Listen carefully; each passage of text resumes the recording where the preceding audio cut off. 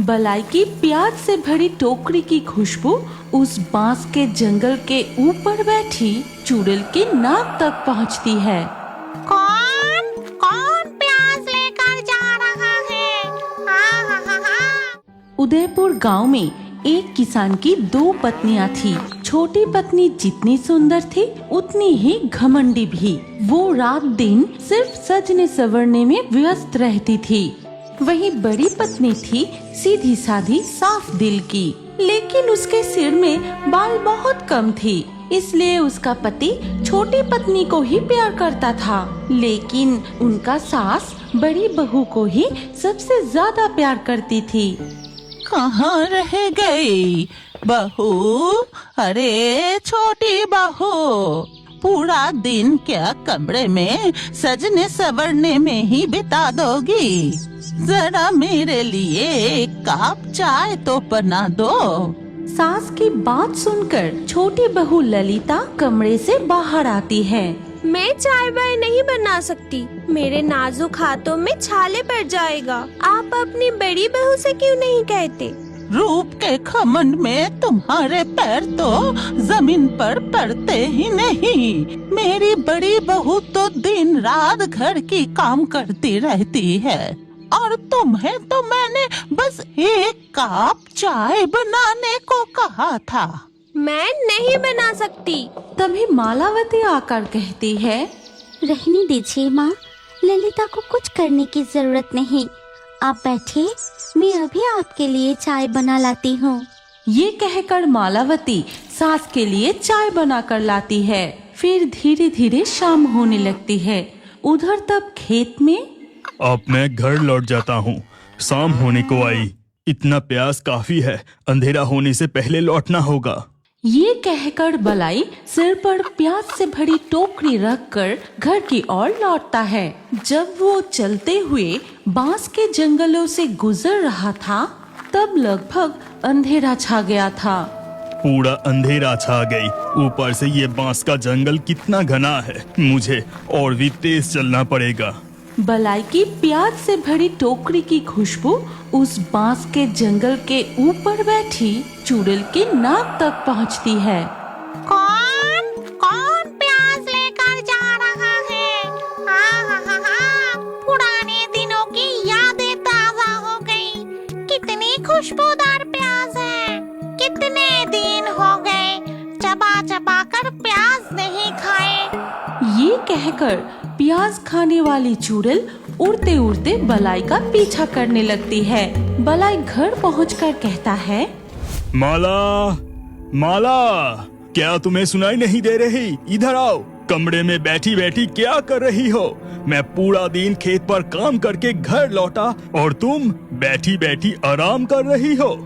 बलाई की आवाज सुनकर बड़ी पत्नी मालावती एक गिलास शरबत लाकर पति को देती है। फिर शरबत पीने के बाद वो माला से पूछता है, माला, मेरी छोटी पत्नी ललिता कहाँ है? पूरा दिन ललिता को नहीं देखा, कहाँ है वो? ललिता कमरे में श्रृंगार कर रही है। आप हाथ मुंह धो के आराम कीजिए, मैं रसोई में जाकर रात का खाना बनाती हूँ। फिर मालावती रसोई में चली जाती है और ये सब कुछ उनके आंगन के इमली के पेड़ पर बैठी प्याज वाली चुड़ैल देख रही थी। वो किसान अपनी बड़ी पत्नी से बिल्कुल भी प्यार नहीं करता। देखो तो जरा छोटी पत्नी क्या कर रही है। फिर जब बलाई छोटी बहू ललिता के कमरे में जाता है तब ललिता, आपको आने में इतना देर क्यों हुआ? पता है आप जब घर पर नहीं रहते तो बड़ी बहू मुझसे दिन भर घर की काम करवाती है। मेरा शरीर एकदम कमजोर हो गया है। अगर ऐसा ही चलता रहा तो मैं मायके चली जाऊंगी। ललिता की बातें सुनकर बलाई गुस्से में रसोई में जाता है। बड़ी बहू, तुमने फिर से छोटी बहू से काम कराया। मैंने तुम्हें कितनी बार मना किया है कि छोटी बहू से काम मत करवाना।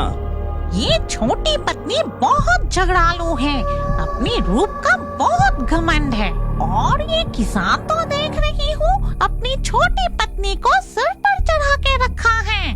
बलाई की ऊंची आवाज सुनकर उसकी माँ भी रसोई में आती है।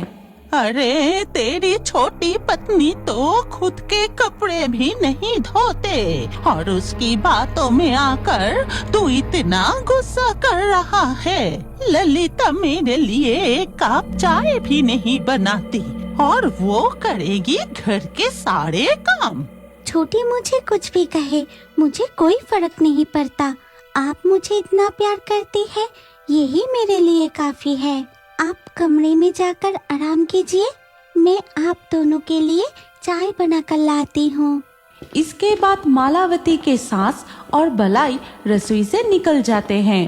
ठीक तभी इमली के पेड़ से चुड़ैल रसोई में आती है और मालावती के पीछे खड़ी मन ही मन कहती है, अब आएगी असली मजा, छोटी बहू को मिलेगी उसकी सजा। मैं खाऊंगी चबा के प्याज, यहाँ करूंगी मजे से ऐश।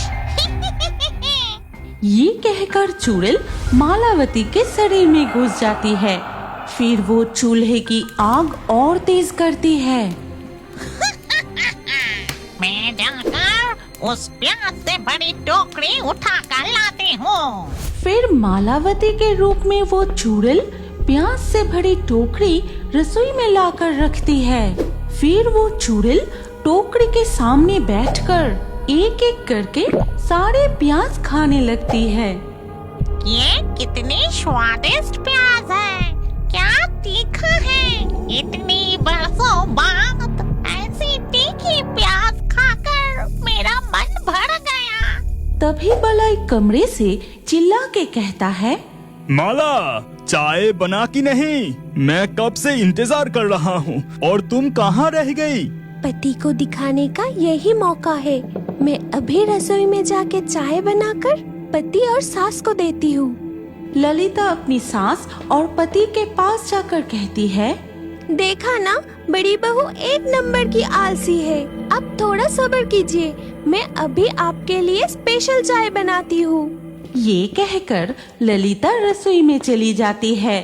तब तक बड़ी बहू चूल्हे में तेज आग जलाकर खाना पका रही थी। तभी छोटी बहू गैस की चूल्हे पर चाय बनाने लगी। बड़ी बहू, तुम खाना पका रही हो या यज्ञ कर रही हो? ऐसे चूल्हे पर खाना पकाती तो मैं कब का तुम्हारी तरह काली टकली चुड़ैल जैसा बन जाती। छोटी बहू की बात सुनकर बड़ी बहू के रूप में चुड़ैल बहुत गुस्सा हो जाती है। तेरी बहुत घमंड है ना? अभी तुझे मजा चखाती हूँ। ये कहकर चुड़ैल मन ही मन मंत्र पढ़कर एक अदृश्य प्याज ले जाके उबलते हुए चाय में डाल देती है। लेकिन छोटी बहू को पता ही नहीं चलता। वो चाय लेकर सास और पति को देती है और जैसे ही वो दोनों चाय पिया, ये तुमने क्या बनाई है? चाय में प्याज की स्वाद क्यों है? हे भगवान, तुमने चाय में अदरक की जगह प्याज डाल दिया क्या? कितनी घटिया चाय है। थू थू। नहीं, मैं तो आपके लिए स्पेशल चाय बनाई थी। प्याज की दुर्गंध कहाँ से आ गई? और उधर बड़ी बहू के रूप में प्याज खाने वाली चुड़ैल प्याज से तरह तरह के स्वादिष्ट खाना बनाकर अपने पति और सास को परोसने लगती है। माँ, छोटी, ए जी, सुनती हो? आप सबका खाना तैयार है, खाना शुरू कीजिए। इसके बाद सभी खाना शुरू करते हैं। फिर प्याज से बनी तरह तरह के स्वादिष्ट खाना खाकर, बड़ी बहू, वाह, क्या खाना बनाई हो। ऐसे स्वादिष्ट प्याज से बने खाना पहले मैंने कभी नहीं खाया। अच्छा लगा सुनकर कि तू बड़ी पत्नी की भी तारीफ करता है। बड़ी बहू की तारीफ सुनकर छोटी बहू को बहुत जलन होती है। फिर खाना खाके सब अपने अपने कमरे में चले जाते हैं। लेकिन बड़ी बहू रसोई में जाती है। मुझे अभी भी प्याज खाने की मन हो रहा है, जाके कुछ प्याज खाती हूँ। ये कहकर मालावती के रूप में चुड़ैल फिर से प्याज खाने लगती है। फिर कुछ प्याज वो पीसकर एक कटोरी में रख के उस पर जादू करती है। अब बड़ी बहू के सर पर इस जादुई प्याज का रस लगा देती हूँ जिससे उसके सिर पर घने लंबे बाल उग जाएंगे। ठीक तभी छोटी बहू ललिता रसोई में आती है। अरे बड़ी बहू, सिर पर क्या लगा रही हो? मेरे सिर के बाल कम है, इसीलिए प्याज का रस लगा रही हूँ। प्याज के बहुत गुण होते हैं, पता है? इसे चेहरे पर लगाने से चेहरा दूध जैसी निखर जाती है। नाटक बंद करो। चाहे जितना भी कोशिश कर लो, तुम मेरे जैसा खूबसूरत कभी नहीं बन सकती। फिर ललिता रसोई से निकल जाती है।